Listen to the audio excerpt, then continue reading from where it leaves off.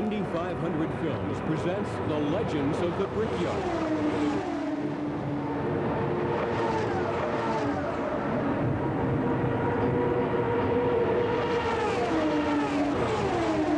For 75 years, man and machine have waged war against each other on a battlefield known as the Brickyard. Each year, one man emerges to claim the crown jewel and be called champion of the Indianapolis 500. Hi everyone, I'm Bob Jenkins and welcome to Legends of the Brickyard. The 1991 Indianapolis 500 will go into the books as one of the most dramatic and historic races ever. History-making events unfolded with almost every left-hand corner negotiated on this famed 2.5-mile oval. Even Hollywood could not have written a better script for the Diamond Jubilee edition of the greatest spectacle in motor racing history. Diamonds, just simple stones from the earth, but yet stones that speak of elegance, stones that glitter. The month of May carried a special sparkle at the Indianapolis Motor Speedway in 1991. Like the diamonds that make up the coveted winner's ring, the world's greatest auto racing event glistened in the glamour of its Diamond Jubilee.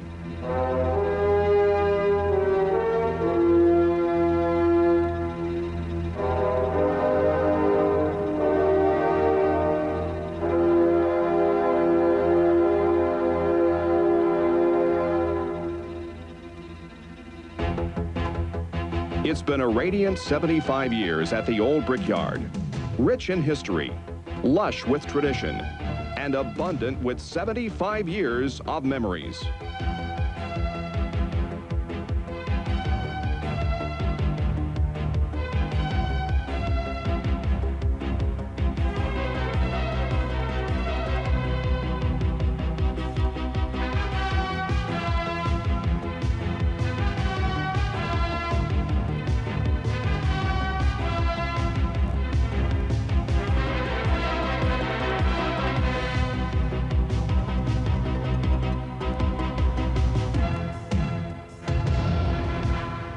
Opening day at Indy is wet and rainy, but even inclement weather can't alter tradition as the pomp and ceremony of handing over the keys to this year's Dodge Viper pace car officially opens the track.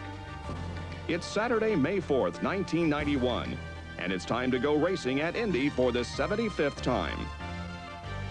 Although the track opened on Saturday, weather did not permit the green flag to drop until Monday. And when it did, racing teams took to the track with a vengeance in search of that elusive and addicting Indy speed. 88 cars have been entered for 43 drivers, and today all begin the shuffling for position that eventually shakes out into one car cruising to victory lane.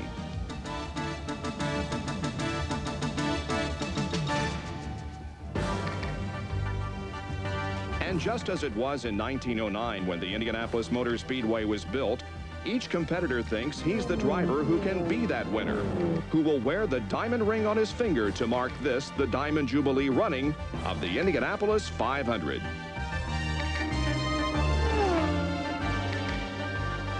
For last year's winner, Ari Lyondike, fans are an important part of the victory equation. The fans here in Indianapolis, you know, they're very supportive, very loyal of the drivers, and if you win this race and after you win it, they seem to be, you know, even more supportive of you, and you know, it's a lot of fun to be here. You feel like you feel very much appreciated coming back to this place.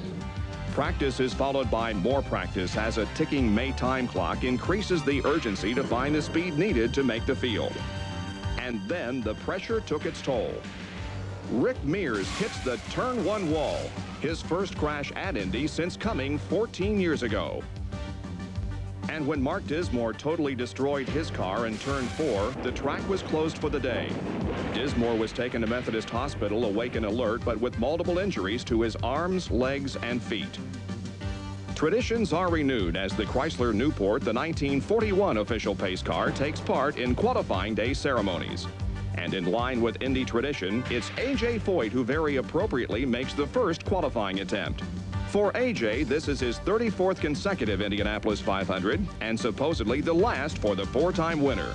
It's been a long and happy association for AJ and Indy. Well, you know, Mr. Hullman and I was very close. I respected man highly. When I first come up to Indianapolis, they really gave me a place to live, and I guess I was kind of like an adopted son to Mr. Hullman, and I really respect him, and I think Mr. Hullman was probably as happy as I was when I won the fourth time, because we rode around the racetrack, and he had tears in his eyes, and I had tears in my eyes, and I think both of us probably the biggest thrill that I will ever have in my lifetime, and I'm quite sure it was before Mr. Hullman passed away, one of the biggest thrills he ever had, because to me, it's one of the biggest things in my life is Indianapolis.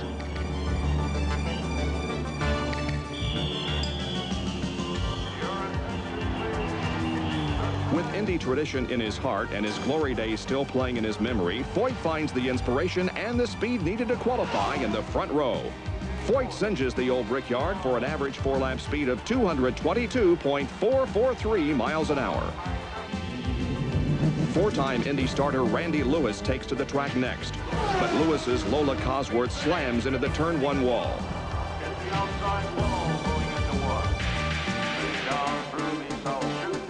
1985 winner Danny Sullivan pushes his Alfa Romeo to a 218.343 four-lap average.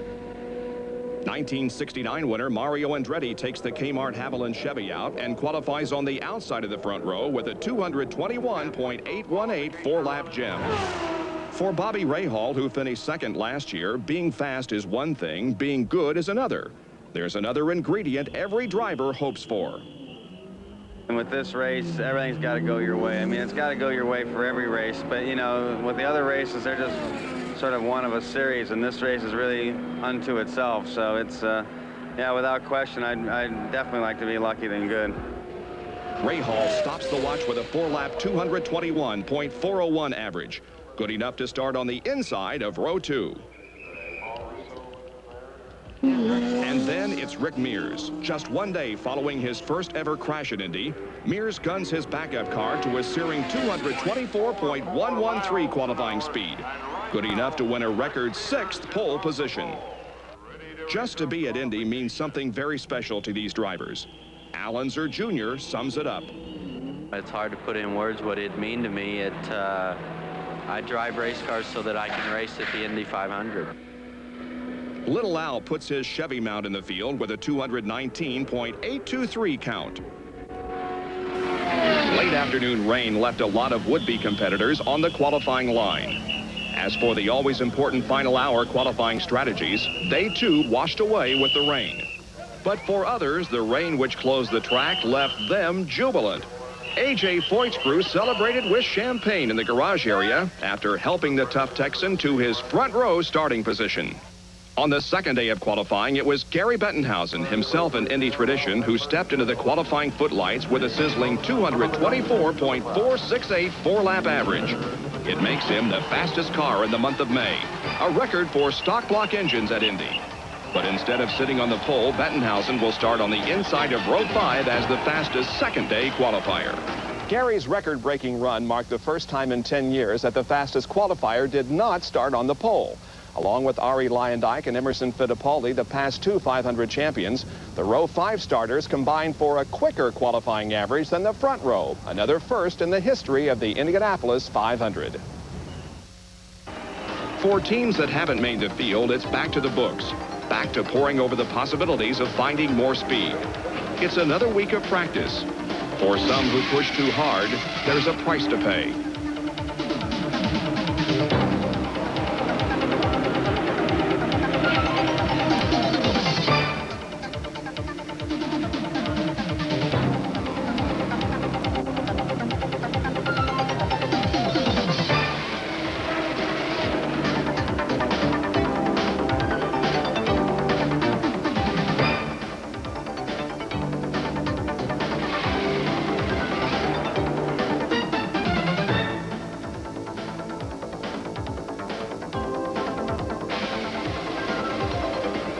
The last weekend of qualifying approaches, and as traditions continue, new ones begin.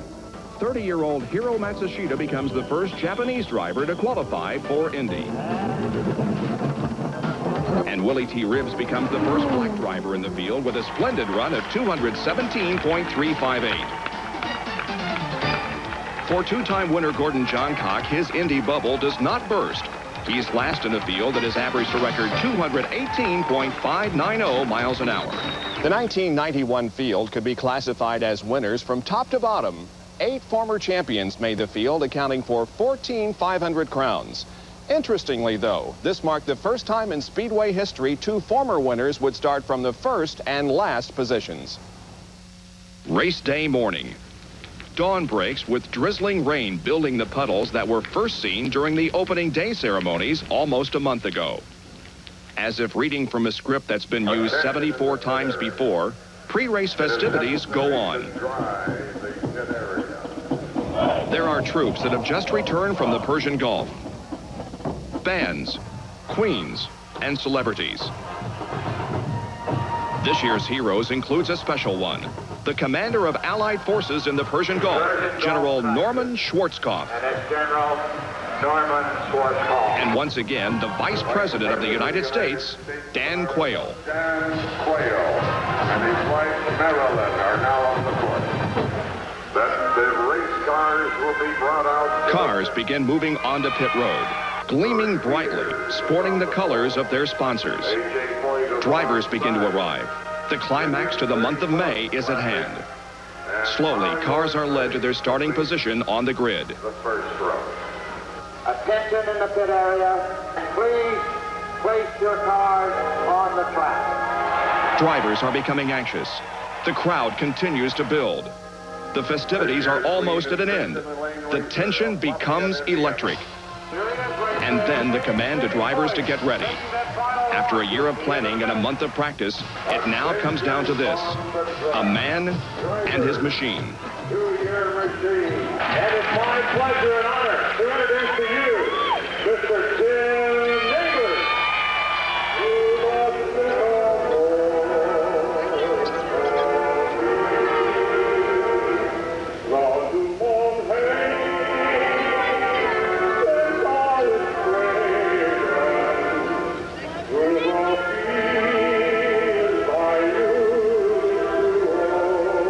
For the driver, he sits among 32 others.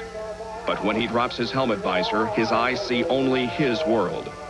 It's a world of blurring speed, a kaleidoscope of brilliant colors flashing by, the snarling roar of engines unleashed. It's a world filled with unknowns, questions that will be answered in less than 3 hours from now. For it's time to get ready to start the world's greatest motorsports event. To give the traditional foreword, Mrs. Mary Hendricks Hallman. Gentlemen, start your engine.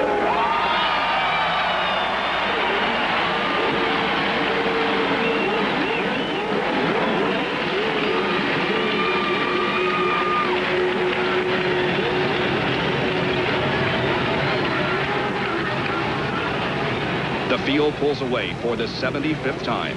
It's Mears, Foyt, and Mario Andretti across the front row.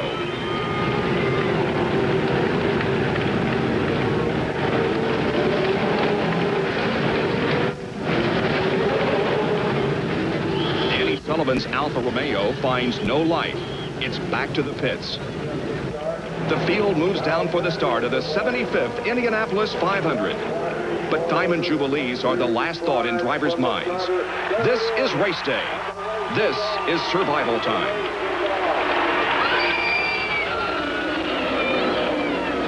Through turn 1, it's Mears in the lead. But behind Mears, Gary Bettenhausen's Buick breaks loose. Buddy Lazier goes into the wall. Everybody's okay, but it's a shaky start. As the field sorts itself out, Sullivan is back in. But Lazier is out. His day is over. On the restart, it's Mears, Mario, and then Michael Andretti roaring at the head of the pack. With the first racing lap in the books, that's how they line up. On a menacing track altered by heavy morning rains, drivers are quick to adjust to the changing conditions. On lap 6, a misfire in Willie T. Ribbs' Buick becomes too much to continue. and historic Indy 1 is over. He's out. Down the front chute, Mears hangs on, but Mario drops low as the two front runners enter turn 1, and Andretti muscles the lead away. Cheever is out after 17 laps. Then a crash in turn 1. Kevin Kogan, who's just moved up 6 positions in 10 laps, tangles with Roberto Guerrero, and they both pound the outside wall. A.J. Foyt clips some debris with the front of his car in the incident as the field works its way through the mayhem. Foyt limps to the pits with a farewell salute, his left front suspension showing his misfortune. The yellow caution flag allows Mario to pit.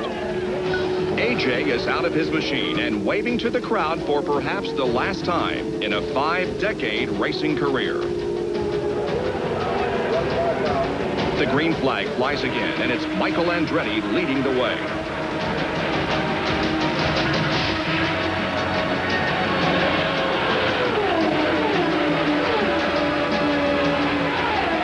Michael rapidly starts building an impressive lead, but it's his cousin John who's in close pursuit.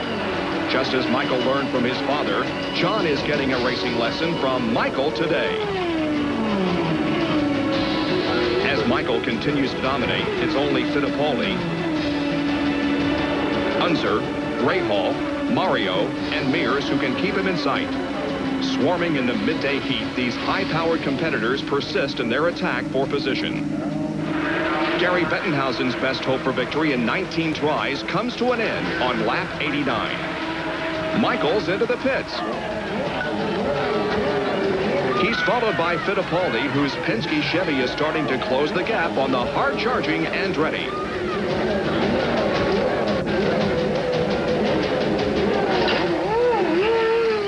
But it's Michael who gets away first.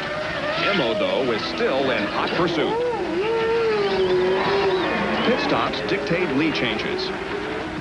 Allenzer Jr. inherits the top position for 3 laps while competitors pit. Unser then yields the lead back to Michael, who in turn hands control over to Fittipaldi. Debbie Rahal awaits her husband Bobby, who's out after 130 laps. A trail of smoke from his engine has signaled an end to his day. Scott Brayton brings out the 5th caution flag of the race when his Buick comes to a halt on lap 145. Mears takes this opportunity to pit. After the car developed a push early in the race, the Penske crew has been carefully experimenting to find the proper balance. And Mears has kept the leaders in sight. With the right combination, he's now in position to make a move. If past history is any indication, the odds makers had to favor Mears. In 13 previous starts, when lasting to the 3/4 mark of the race, Rick had gone on to complete the full distance 6 times, including 3 victories. Michael Andretti, however, had never completed the full 500 miles in 7 previous starts. On the restart, it's Mears' teammate Fittipaldi who storms to the front. But it's the ever-present Michael Andretti who makes the pass for the lead. 89 winner Fittipaldi has been strong all day, leading the previous 13 laps. But he just can't seem to hold off the robust Andretti, who refuses to yield control.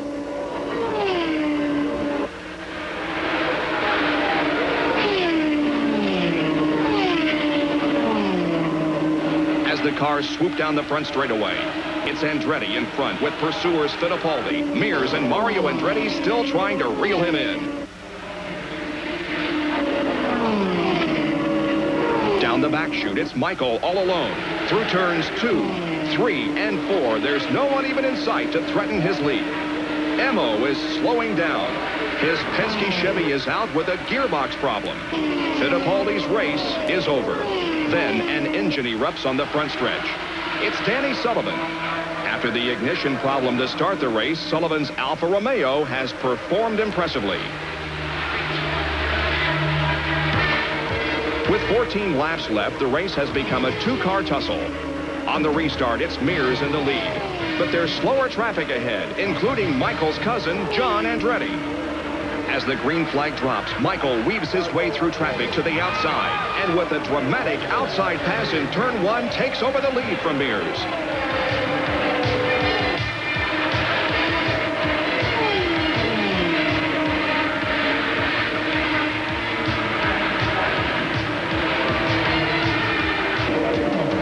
turns 3 and 4, Andretti seems to be stretching Mears. The two-car duel may already be over. But Mears closes the gap down the front stretch, tries the inside, and then, duplicating the Andretti move a lap previous, passes on the treacherous outside line. It's Mears now who starts to pull away in the clean air of an empty racetrack. As he adds seconds to the gap between himself and Andretti, it's apparent that only another yellow caution period can provide Andretti another chance. Michael gets that chance when Mario Andretti's car stalls and has to be towed in. The Penske crew awaits the final showdown. Mears' wife, Chris, anxiously looks on as the green flag falls and Michael Andretti gets one last shot at Mears. But it's Mears running laps in excess of 220 miles an hour who's putting the stretch on Andretti. Down the long back chute, Rick is getting everything he can out of his Penske Chevy. A fourth Indy victory, a feat accomplished by only two other drivers, A.J. Foyt and Alonso Sr., is now in sight, if things hold together. The Mears lead grows, but so does the tension as Chris coaches and coaxes the Penske Chevy home. Mears is down the front straight, confirming an ever-growing lead over Andretti. Michael's car owner, Carl Haas, checks the watch. Things do not look good. The white flag is out. Assuming his Chevy engine keeps firing, Rick is only 2.5 miles away from a $1 million victory. Chris agonizes. Mears is through turn 2. Penske is on the wall. He knows anything can still happen. Mears is through 4 and onto the front straight as jubilant fans cheer. For Chris, watching may be worse than driving. And finally, it's the checkered flag. Mears becomes the third driver to win 4 Indy 500s. For the crew, it's joy, but relief, too. For Chris Mears and Roger Penske, it's a dream come true as they share their happiness. And for fans who've seen another chapter in Indy history, it's also a celebration. As Penske jogs toward victory lane to meet his hot hired hand, Mears coasts in, having bested Andretti by 3.1 seconds and with an average speed for the race of 176.457 miles an hour. A weary Michael Andretti walks back to Gasoline Alley. He led the most laps of the race, 85, but he was second on the final one, the one that counted. A smiling Rick Mears wins over $1.2 million of a record total purse exceeding $7 million and becomes Indy's first $4 million man. Rick Mears has become a new tradition at Indy, an appropriate winner in the 75th running of racing's greatest and most traditional spectacle, the Indianapolis 500. Mears' record-tying fourth victory continued an incredible streak for car owner Roger Penske.